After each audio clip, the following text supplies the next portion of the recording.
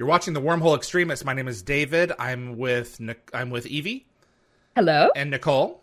Hello, you got it in the right order. And this is a previously on. Yes. I can't believe how far back we're going. Loving it. I know. So, Greaves and Kershaw weren't actually in Shades of Grey. So, this was edited. Yes, it's the one previously on that. Yep. Yeah, they replaced Newman and Tobias, I think. And I think Joe Malozzi called it backselling. Yep, I think it's just backselling the characters. Definitely the first, if not the only time that the previously on was edited to show folks in the room that we missed. And there were definitely more people in there, so they're not rewriting the characters. This is a previously on that makes, like, them doing that makes a lot of sense. Because it's a very clever way to just have them kind of introduced in a... Yeah, and both of those actors were invited back, and they weren't available, so they went with these. Yeah, fair enough. Yeah. And with someone who has like a little bit of facial blindness, it I don't think even occurred to me that they were different actors. It really so I actually hadn't seen the episode that they previously on for because I obviously skipped season 2 and 3 my first ever time. You watched everything in a crazy order. Yep. So I actually didn't realize, and then I went back and watched season 2, and I was like, "Wait a minute!" And that's when I realized I'd edited it. So, yeah. If you ever have a free moment, email us the watch order that you watched the shows in. I would love to have that on file, just for my own insane order. Yeah, I will slap one together eventually. You know me and my procrastination. Yes, I'd be curious to know as well. Yeah.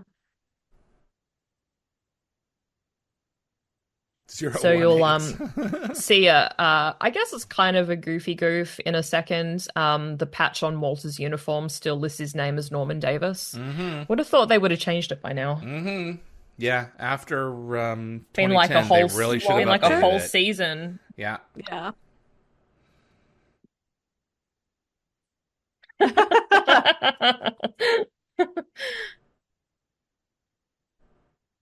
It's like SG1, don't you have something to do when you're on Earthside? Or the gate activates, and so it's like, oh, what's going on?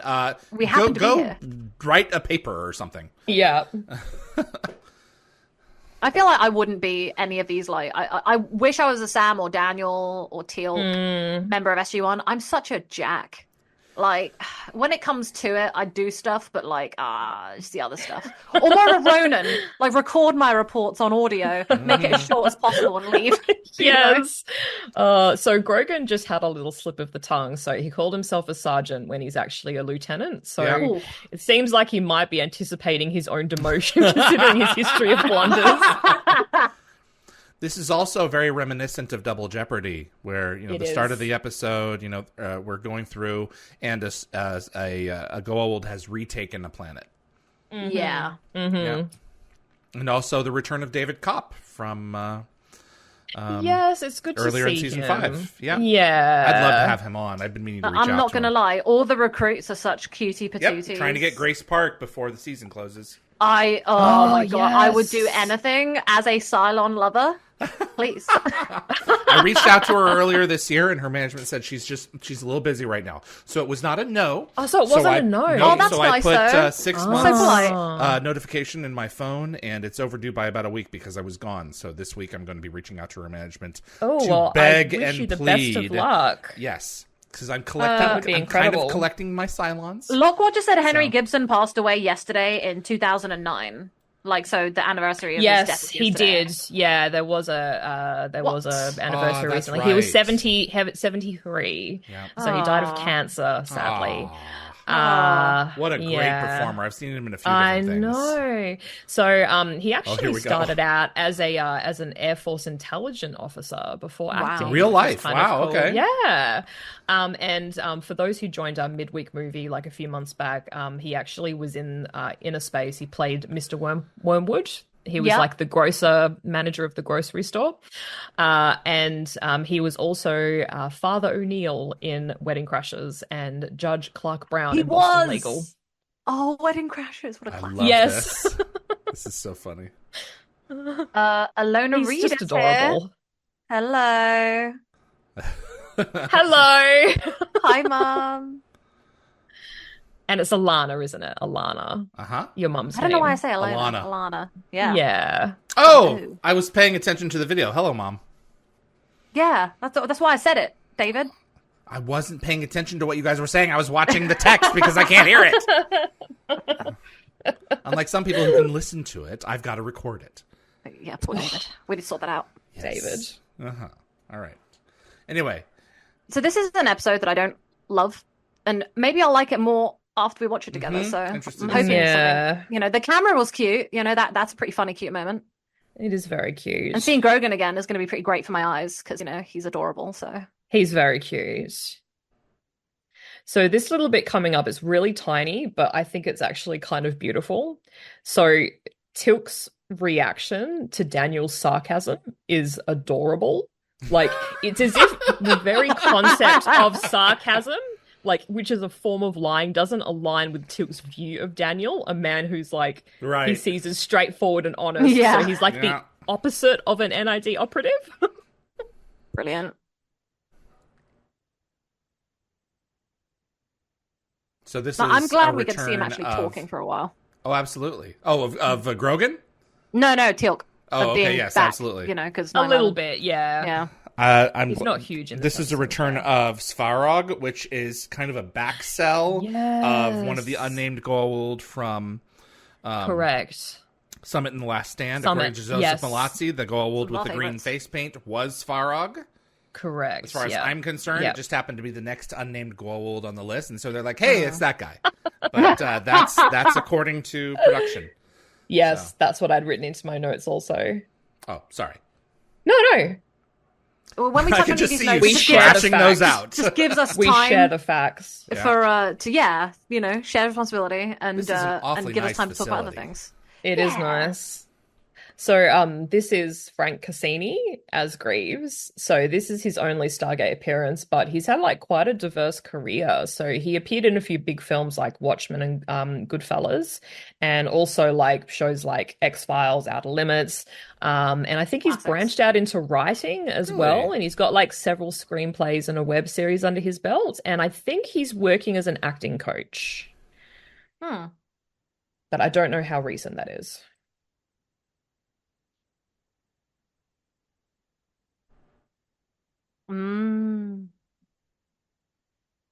I love that we're going back and mining from this episode. Yeah.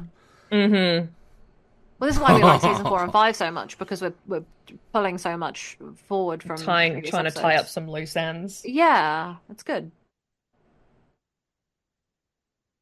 Another benefit of a long-running series. Yeah. Like, I do like the fact that this storyline, like, was... they dove into it in season 2, 3, and now 5, and it's like, oh, good, some of the mistakes that we humans did are still coming back, and it's fun. Yeah. They don't. And I'm not even mad entirely about what he's saying. He's right. That's the thing. Yeah. But there's also what's right and what's wrong. That's exactly bottom line. Yeah, they fixed the device. They reassembled it correctly, they shot the guy who was keeping it. Logwatch said not my favorite episode, but Henry Gibson helps. Yeah. Yes, he's adorable.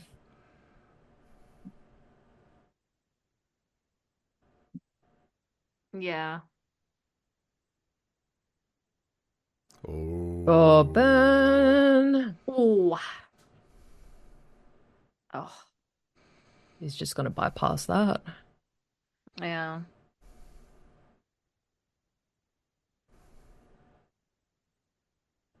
Gonna live that long.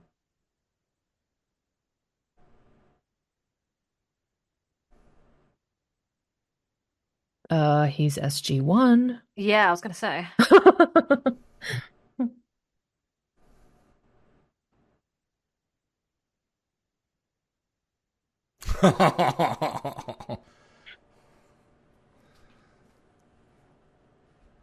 I've only seen this episode twice, so really? I don't remember half of this, which is great. Oh, really? Okay. Yep. Actually, I've probably only seen it. I've probably only seen it a handful of times as well. It's one I'm like never rewatch. Yeah, I'm kind of the type of person who doesn't usually do like a full rewatch. So sometimes I'll like skip certain episodes, and I think this might be one that I skip. Yeah. Well, I don't even do full rewatches. I have like a mood watch where I'll just be in the mood for like time travel episodes, and I just watch all of those in a row. I love and then I'll this be sequence. like Android ones. So this is so cool.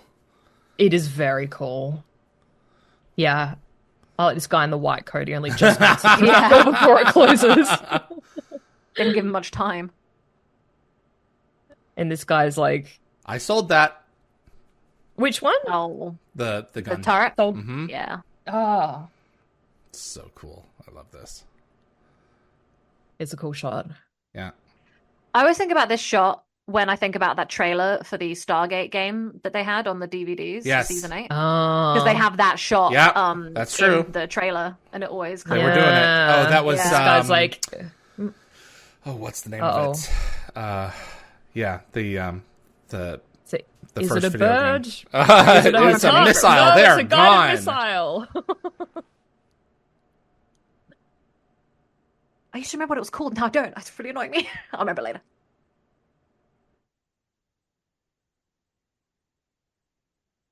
So I think, this is a first for this episode as well, the guided missiles. Yeah, it's very cool. I love when Teal'c uses it. Well, not Teal'c. What's the other guy called? Teal'c gives the thing to the other guy in season 8 when he's in Sacrifices, and they use it to kill. Is it Moloch? Yeah. Oh, Stargate yes. SG1: The Alliance was the game where it was in the opening sequence. Man. I played several levels of it. I'd love to play them again. I would have loved to play it. It was buggy as hell. Oh, so Christina Cox, yeah. So I was at MCM London. It was my first ever convention. Really? And she was there doing some advertising for some other stuff she was working on in 2009, I believe it was. And all the guys in Battlestar were there, and I didn't care because I hadn't watched Battlestar at the time. So Edward James Olmos was there and everything, and I saw Christina Cox, and I was like, oh, I remember her from the Sentinel, and she's, I saw her in a trailer for Atlantis because her episode was coming up in season 5. Atlantis. Oh, yes. So I went up to her and I met her, and I was 11. And she was really nice and sweet. And she was like, you get to see me in Atlantis next week. And I was like, I'm really excited. Oh, so there cool. we go. So, She's yeah. so good at this. Jack just calls Major Warren Major Lawrence. Like, his actual name is Colin Lawrence. So they kind of they continue on with that this episode. Teal'c also calls him Major Lawrence. So his actual name? Okay. Like, he's Major Warren. Like, he's canon. He's Major Warren. But I think it must have been like a little slip up, and then they just continued with it. Oh, why not? If Jack can rename Walter, we're good. He's just renaming whatever all RDA of the characters. just let it happen. Exactly. So I think this is the reclaimed gravel pit of the Lower Seymour Conservation Reserve. Yes, that makes a lot of classic sense. filming location. Yeah. So I was going to say Christina Cox as Lieutenant Kershaw. So she previously appeared as Takaya in the SG1 episode Spirits. Yes. And as Nicole said, she does return as Major Teldy in Whispers. That's right. SGA. Love her team. And she's actually worked with a lot of the Stargate cast members before, like outside of the franchise. She was only in 2 episodes of Andromeda. And in those 2 episodes, she worked with Steve Basic, Alexa Doig, Kim Hawthorne, Colin Cunningham, Andrew Jackson, and Maury Chulkin. Oh, is that all? Yeah, just in 2 episodes. Quite a That's lot. pretty cool. Oh, Canada. You see the mouth smoking back there? Yes. Yeah. Okay. That's one that always has to be pulled on a winch. It cannot roll by itself. And I think on Dial the Gate, Christina suggested that her return as Kershaw was only possible because her previous role in Spirits, she was wearing that full face prosthetic, so you couldn't actually see her face. Yep. Yeah. And I think she happened to be in Vancouver at the time working on another project, which is why her hair is like short blonde, because that was for that role. Yes, that's why she looked that way at that time. I really just love her for like Atlantis is like my favorite moment for her. Yep. Because she's got the badass That episode girl team. It still creeps me out. With that Janina whole episode Gavankar. still scares me. Yeah. Yeah. It's a creepy here episode. he is. Oh, he's asleep. Logan, you hot sack of doo-doo. Love you. He does a good job in this episode. I love him so much. He was basically just having a nap, waiting for the end to come. Of course. Yeah. And he was the only one who managed to not get shot in this episode, where in the last episode, all he did was get shot. Oh, jeez. God, he is such a snack. I forget how much of a snack he is. He's very cute. Yeah, have some water. We're here to fix it. We oopsied. Sorry, what color are Christina Cox's eyes? Because they are I think they're beautiful. green. They look green. I don't think I've ever realized how bright they are. 10 out of 10. Very jealous. Yeah, I think they're green. She's got a good resting bee face. In this episode, Christina Cox. Yeah. Like the whole episode, she's just really sassy. Yeah, because before, like when you see her before in the other episode, it's like, no, you can't really see her face completely much, changes her face almost. Yeah. I don't know what hair product they're using in those top level prisons, but I was wondering they're doing a good job with her. Yeah. So. How much hairspray is going on?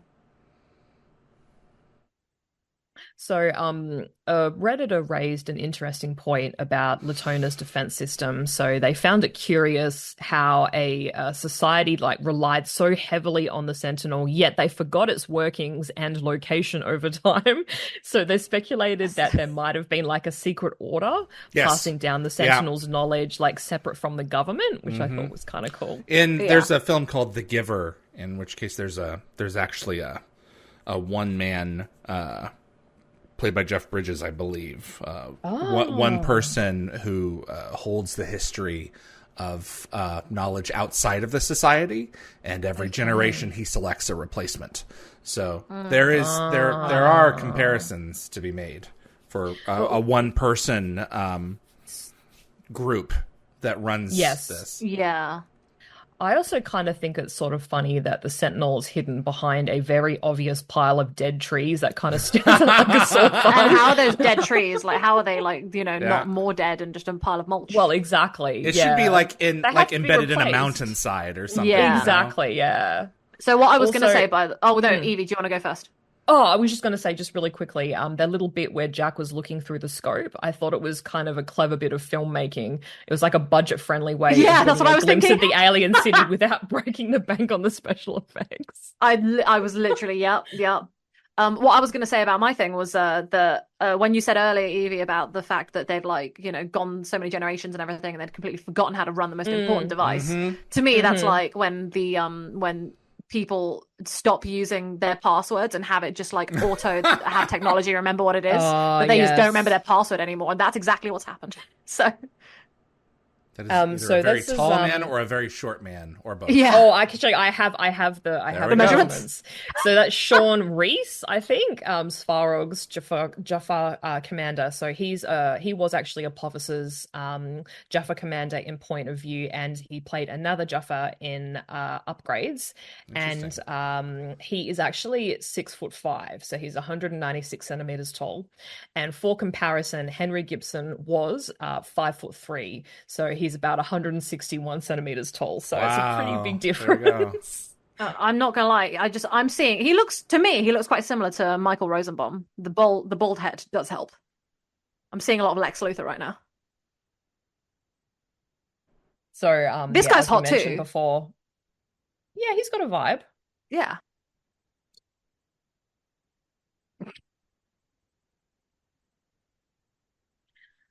It's like, Sentinel, why haven't you triggered yet? Yeah, they're right here.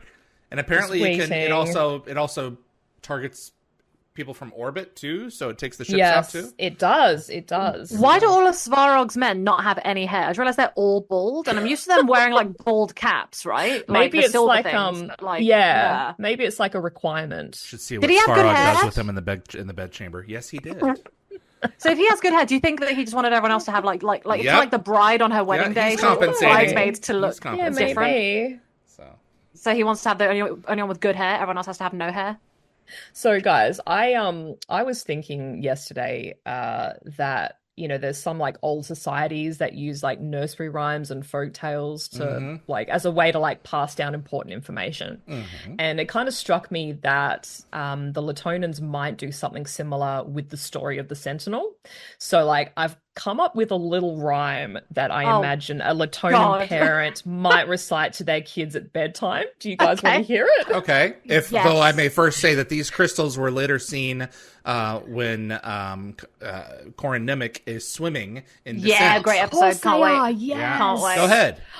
Okay, so this is my little rhyme. So, listen, Latona, child with care, of the Sentinel, foe beware. We serve no gods, no lords, no kings. The Sentinel protects all things. Should evil come with wicked plight, away they sent in blinding light. To the place ancestors divined, no ship nor soul is left behind. As long as candle flame does burn, the town is safe, be no concern. The Sentinel, it will defend. Our spirits free, our lives depend. There we go. Wow. You wrote that? Yes. That was very good. Beautiful. The talent that I lack that Evie has. Ugh. And I the was flame using... Go ahead. I was just going to say, I used bits that Marul says throughout the episode. Very good. No, I love it. And the flame means that the keeper of the Sentinel is alive, right? Yeah. Well, it means that, the Sentinel is active and that the caretaker who's looking after it is also alive. So but they managed to find a way to stop that dead man switch from working? They did. Yeah. Okay. They did a workaround. Did they explain how they did that? No, it's just one line that Christina Cox says. She I said love there was David like a Cobb dead in man that switch. scene. Sorry. I was going to say as well that I'm pretty sure that the city in the background through the window is like a matte painting because there's like ripples in the water that aren't moving. And there's also something a little bit off about Marul's reflection on the glass. I mean, it does the job, obviously. Painting. Yeah. Yeah. Oh, boy.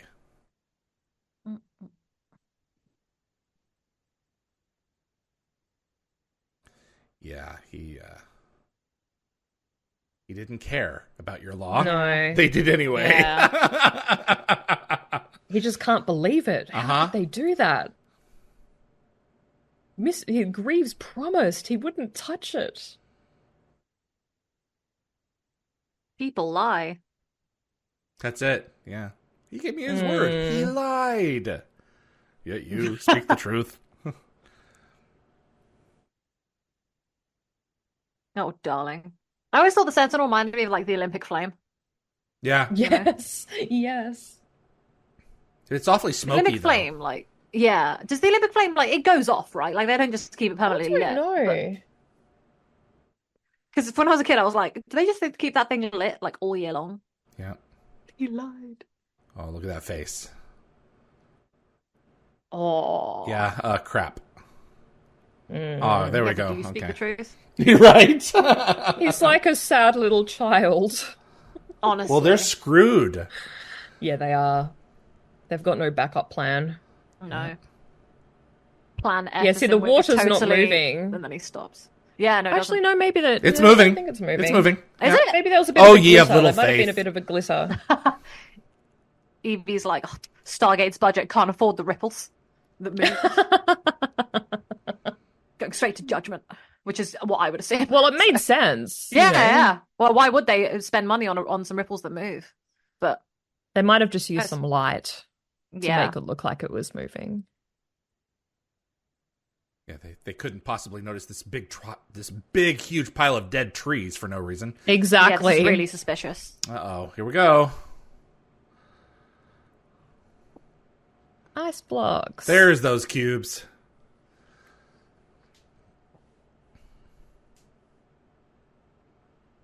Yeah, I have a hidden talent. It's called music. Yeah, so fans, I think it was on Reddit, had an interesting debate about Daniel helping to unlock the force field.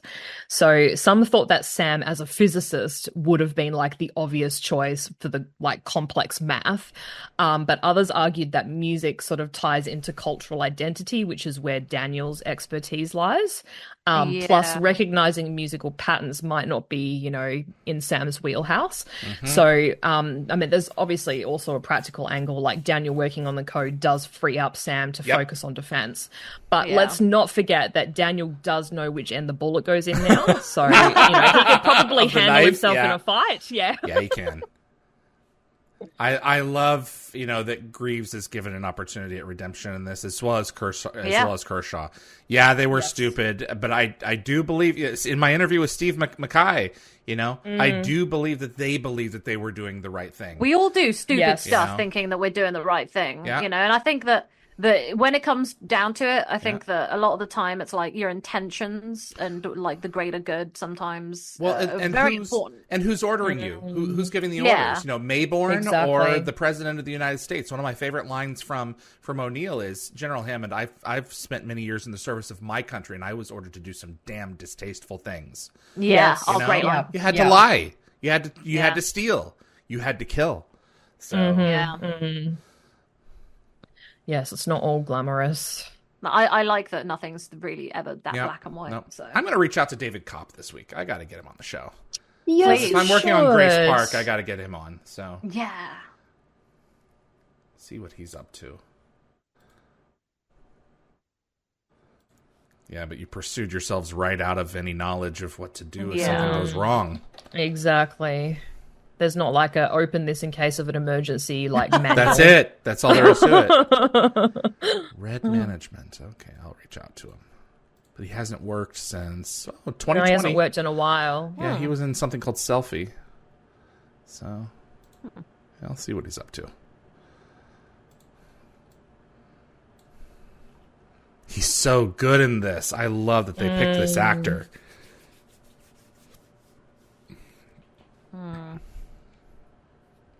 I think did the Gould shut down the Stargate?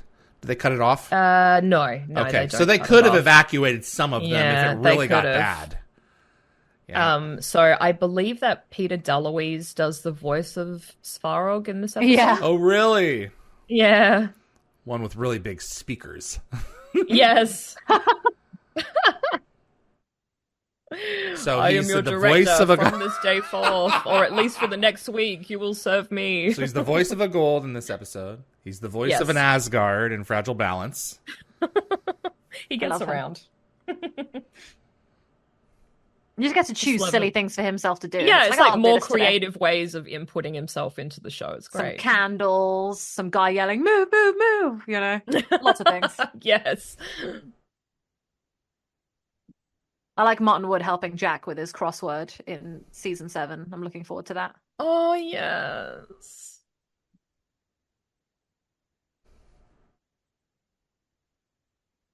Yeah, quit complaining, Sam. Backup is backup. Yeah. Yeah, but she still now puts he him in can't shoot place, anymore. though. Yeah. Yeah. If you need help, shoot your staff. Yep. Yeah, loudspeakers. Yep. I feel like the Goulds would be like really good DJs, you know. They have like DJs, a really good... DJs with a D. Is that what you said? Yeah. Okay, good. As in doing the whole. I don't even know what else you're trying to. You're implying. You know exactly what I'm implying. I do not. Oh no, Okay. DJs. Okay, oh my goodness, no. good. Because they have like that good voice. They could be talking to the crowd and hyping them up, and their voices would really get like the crowd going. God, these people are so like, you know, fearful and like innocent. I feel so bad. They've had every need taken care of. I can't think of any society that would behave this way. Yeah. Yeah. Is that a bit of Jack sarcasm there? Yeah. And spending some time together, I think he's rubbing off. Yeah. He is a system lord. Okay, well, then there you go. Then that would have to be Svarog.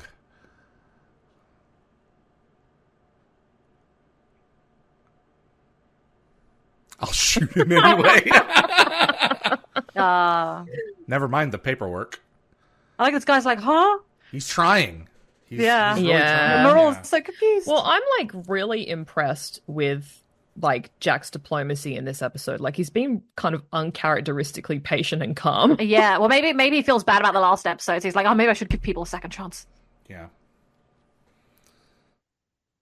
Surrender could buy them more time. Yeah. Oh, darling, doesn't matter how innocent you Doesn't are. matter. That's not how the Gould work. Yeah.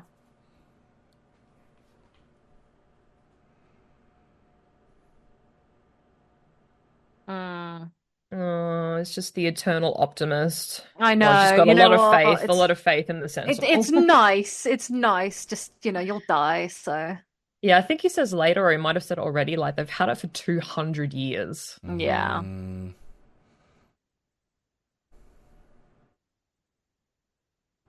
God, this sound puzzle, it's like giving me like PTSD to like Star Wars Outlaws, because to pick locks, you have to listen to these sounds and like figure out how to like lock pick to that, and I'm like, oh, that stresses me out.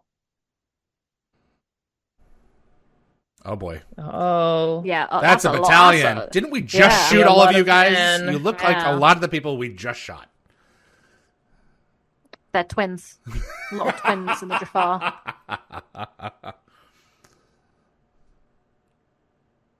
Yeah, can we get inside this time? That would probably be for the best. Protection, please. Yeah. Oh, another shot from Children of the Gods. Yeah, look at that. Absolutely. That was exactly the same shot. Classic. It's just a little bit dimmer. It helps when you use they the same location. Mm-hmm. Yeah. I remember I was watching some behind the scenes with Christopher Judge and Michael Shanks when they were doing some stuff for season 7, I believe, and they were coming to that location like because it got reused a lot. And I remember the Michael and him are pulling up, and he's like, "Oh, didn't we use this for like this episode and like Children of the Gods and all that?" And they were like reminiscing and having a nice moment. And I was like, "You guys have reused so many places that it's quite nice because it's like you get to go back to the beginning every now and again." So do you send more men to die? Yeah. So I think this is the last time that we hear Major Warren, aka Major Lawrence. So I've got a theory about where he ends up. I bet he stays on Latona and sets up a bar in a nearby town called, I don't know, maybe Virgin River. I mean, the scenery looks suspiciously familiar, in Virgin River? Yes. No, is he? Yeah. Ah, He's probably the bar owner. no way. That's mental. He's like the bar hand. Of course he is. He is.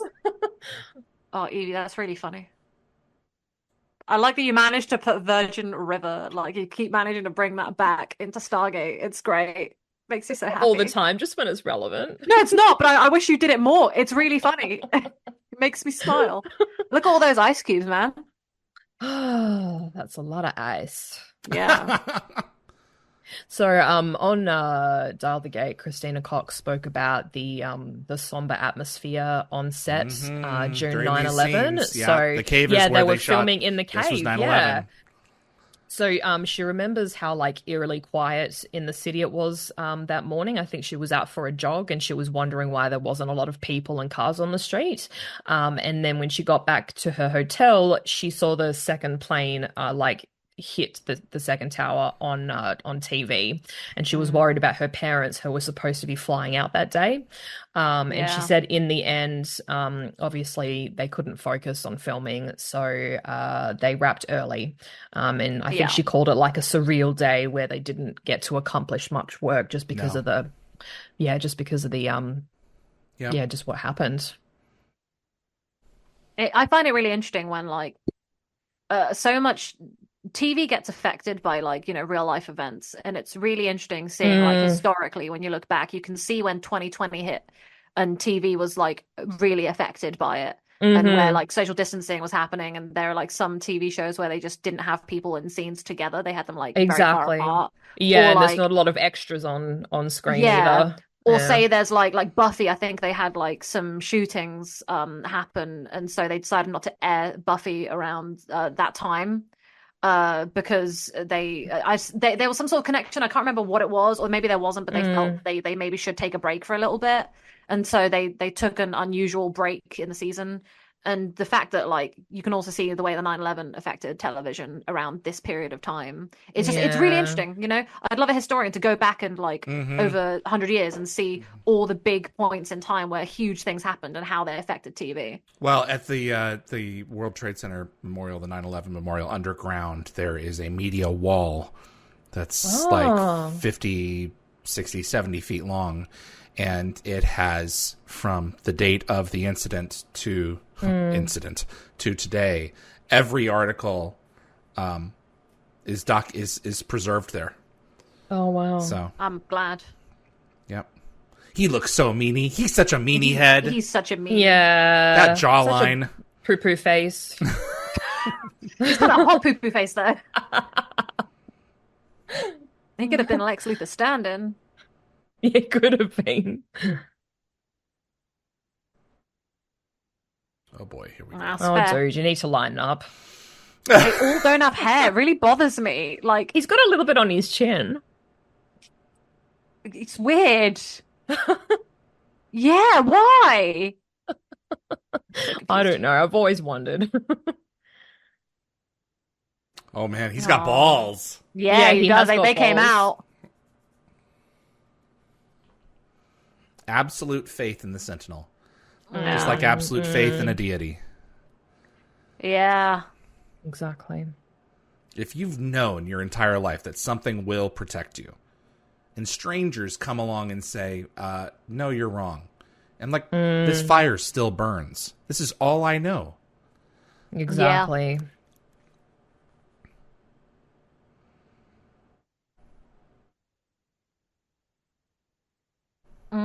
So this planet he's referencing isn't one that we know. Yeah.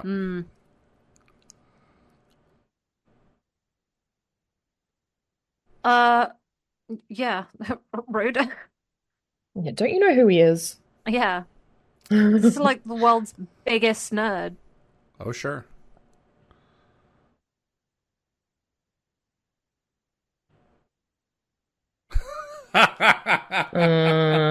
She's pieced it together. Uh-oh.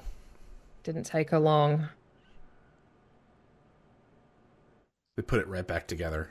Yeah. Yeah. They did it exactly as they needed. So what happens to Greaves?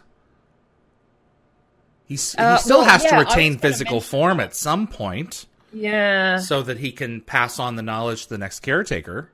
Yeah, I don't know. Or maybe Marul knows about that. But someone has to know how to do it, because someone has to be able to read the manual. That thing is so cool. You don't really see it. It is really cool. No. So, caretaker basically just looks like a kid with a stick. Yep. Yeah. So it kind of makes you wonder if like Greaves used unnecessary force. But like, I mean, Hammond did say just before that he was talking about Greaves' actions on another planet, and it kind of feels like they're trying to establish a pattern of behavior for Greaves. Because Hammond said that he'd killed a couple of people. Yeah. Also think it's kind of interesting that they've positioned Kershaw in like a familiar spot. Like it's almost where the caretaker, when they'll show in a second, where the caretaker is positioned as well when he's passing away. Yeah. So like, I think maybe it's intentional. It's almost like the Sentinel has its own twisted sense of justice. Like it's like an eye for an eye kind of thing. Yeah. It could have killed him. Yeah. Because it avoids all of the Earthlings. So it could have wiped out every non-Latonan. Lockhart just said his faith reminds him of the Red Sky, of their faith in the Asgard. Oh yes. Yeah. So if he touched the Sentinel, probably would have killed them. Yeah. Or would it have healed him?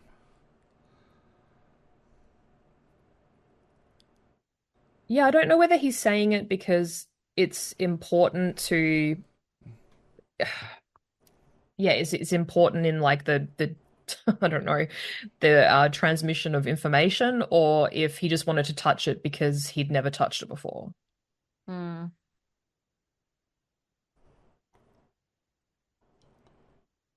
Yeah, No, so he this is won't. where they talk about. Okay. Yeah, he basically like The jerry flame. rigged it. Yeah. Yeah, it's a dead man switch. Yeah. Yep. Yeah, but why would he reveal that? Yeah, he shouldn't have said anything. Yeah.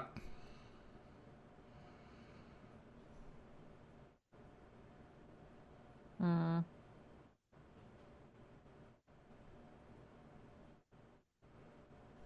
He's figured it out. No, darling.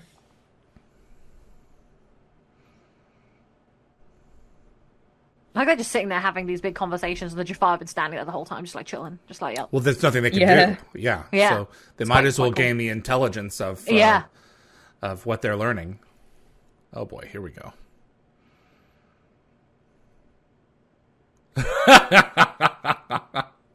Yeah. He is such a poo-poo head. Yeah. He really is. Mm.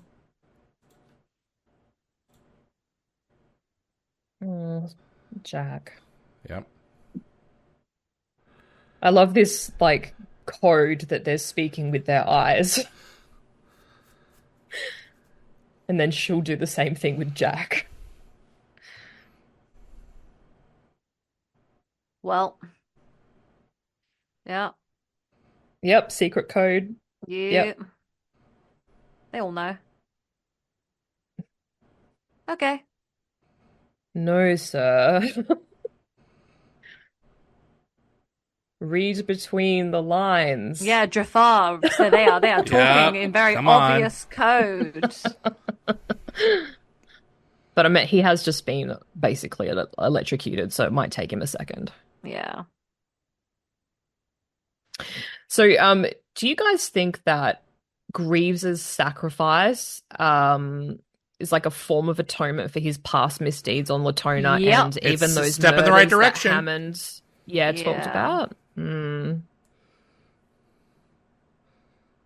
Also, like Marul said earlier, like an enemy of our people came in a great ship and was sent away. So I guess that means that There was something Farrell disincentivized him is from also shooting gone. or from orbit. Yeah. yeah. So Sentinel didn't just take the ground forces; it also wiped out, everyone in orbit as well. So I've been kind of like wondering about the Sentinel's like exact capabilities. Do you think it actually eliminated the threats permanently, or did it just zap them to like a different side of the universe? Ooh, I would imagine it's permanent. I feel like zapping to the other Yeah. side of the universe is a lot of effort. Utterly Yeah. disincorporated. Yeah. And like, do you think Greaves is actually dead, or is he like a permanent part of the Sentinel? You kind of touched I on feel that like he's earlier. permanently in there, like some Yeah. degree of him. But who's something going like to essence. learn how to do it again? Yeah. That's what That's I what I was wondering. understand. And why wasn't Tilk beamed away? I'm assuming it's because he was like within the force field. Oh, because could've it wouldn't been. have been able to seprate him from the enemy. Yeah. Yeah. Or do you That's a think good maybe point. Greaves kind of had like a part of it? I Like, do because think he was that one he's with the selecting. Sentinel. You're right. He programmed that person's it and he bad. spared That Tilk. person's bad. Send them Yeah. away. Send that ship away. Yeah. And the frustrating thing is that the beam, it looks like it goes through the countryside. It doesn't look like it goes up into the sky. And I just think that was just an interesting choice, visual effects wise. You just imply that the mothership It just hit has the been, ground crew. Yeah, imply that the mothership Yeah. is also gone. So cool stuff. So I think yeah. Joe Malozzi said that this wasn't one of his favorite episodes. He Yeah, I think Locke called just it a said that, misfire. Yeah. Really? Yeah, a misfire. Yeah, A misfire. yeah. I love season 4 and 5, and not this one. Well, Yeah. that was the Sentinel.